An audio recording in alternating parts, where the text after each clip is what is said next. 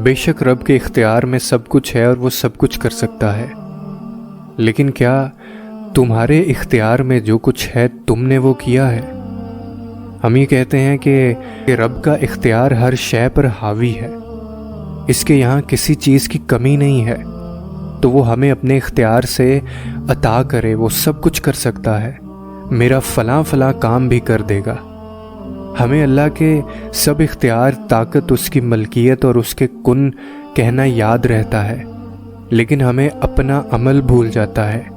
ایک لمحے کے لیے رکیں، سوچیں کہ جب ہم اللہ سے اس کے اختیار اور طاقت کے مطابق مانگتے ہیں کہ اس کے لیے سب کچھ کرنا ممکن ہے، تو کیا ہم وہ سب کرتے ہیں جو ہمارے اختیار میں ہوتا ہے؟ ہمارا اختیار شکر ہے، کیا ہم کرتے ہیں؟ ہمارا اختیار ہے کہ کڑوی بات برداشت کرنا، صبر کرنا، کیا ہم یہ کرتے ہیں؟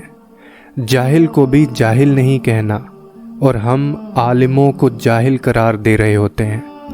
ہمیں اختیار ملا ہے کہ کمزور پر اپنی طاقت نہ آزماؤ، جبکہ جس کا جتنا زور چل رہا ہے وہ اتنی طاقت استعمال کر رہا ہے اور دوسروں کو بے بس کر رہا ہے۔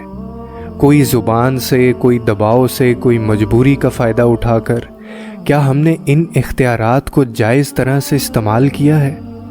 یہ ہمارا اختیار ہے کہ ہم کسی کا عیب چھپا لیں، اس پر پردہ ڈال دیں، لیکن ہم ہی اسے فاش کرتے ہیں۔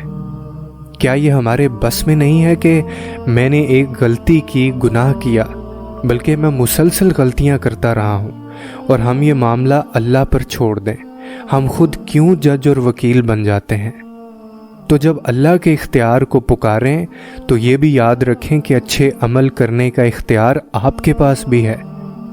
وہ عمل اپنائیں تاکہ آپ کا رب آپ سے راضی ہو، اور راضی ہو کر آپ کی پکار کا جواب دے۔